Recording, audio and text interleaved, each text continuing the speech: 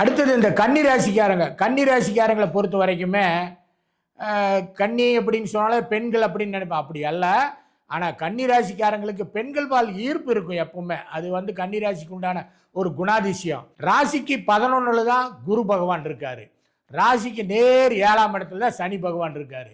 அப்ப சனியோட பார்வை இந்த ராசிக்கு இருக்கிறதுனால, சனி பார்த்ததுன்னா என்னைக்குமே நிக்கிற இடத்த விட பார்க்குற இடத்த கெடுத்து போடுவான். உடல் உபாதைகளை கொடுக்கக்கூடிய காலகட்டம் வரும். ஏதாவது சின்ன நோயாக இருந்தாலும் கூட அதை உடனடியாக நீங்கள் பார்த்து உடனடியாக ட்ரீட்மெண்ட் எடுத்துக்கிறது நல்லது. அசால்ட்டாக விட வேண்டாம். ஒரு தலைவலிக்குதுங்க, அது என்ன ஆயிரப்போகுது அப்படின்னு அசால்ட்டாக இருக்க வேண்டாம். ஒரு நாள் சரியாகலை, மறுநாள் சரியாகலையா, இம்மீடியட்டாக நீங்கள் டாக்டர்கிட்ட போகிறதோ, மருத்துவ செலவை கொஞ்சம் கூடுதலாக வைக்கிறதோ இந்த கன்னி ராசிக்காரங்களுக்கு இந்த மாதம் நடக்கும்.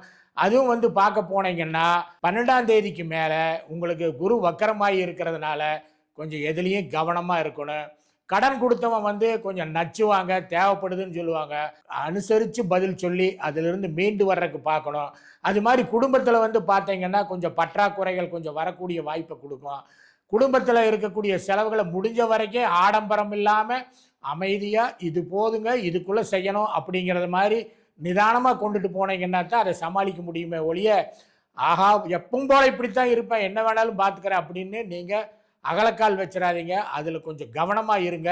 குழந்தைகளுக்கு ஏதாவது மருத்துவ செலவுகளை பண்ண வைக்கிறோம். அந்த மருத்துவ செலவுகள் எது வந்தாலும் கரெக்டாக பார்த்து பண்ணிக்கங்க. இந்த மாதிரி காலகட்டத்தில் வந்து நீங்கள் வந்து உஷாராக இருக்க வேணும் அப்படின்னு சொன்னால், ஒன்று உறவினர்கள்கிட்டலாம் கொஞ்சம் உஷாராக தான் இருக்கணும்.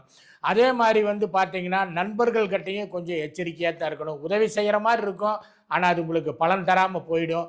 அதில் கொஞ்சம் கவனமாக இருங்க.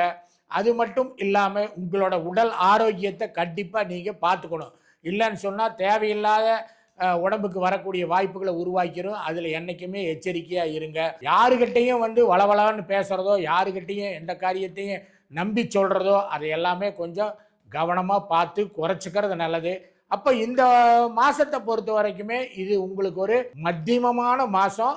எச்சரிக்கையாக நடந்துக்கணும். இப்போ 12 ராசிகளுக்கு உண்டான பலன் எல்லாம் கேட்டீங்க. உங்களுடைய ராசியில் உங்களோட ஜாதகத்தில் எப்படிப்பட்ட பலன்கள் இருக்குது, நான் என்னோட ஃபியூச்சர் எப்படி இருக்குது அப்படின்னு தெரிஞ்சுக்கணும்னு நீங்கள் ஆசைப்பட்டால் கீழ்கண்ட நம்பருக்கு ஃபோன் பண்ணுங்கள். எங்கள் டீம் உங்களை காண்டாக்ட் பண்ணுவாங்க. ஒரு சின்ன கட்டணம் தான், அதை செலுத்தி உங்கள் மனசில் இருக்கிற கேள்விக்கெல்லாம் விடையை தெரிஞ்சுக்கோங்க.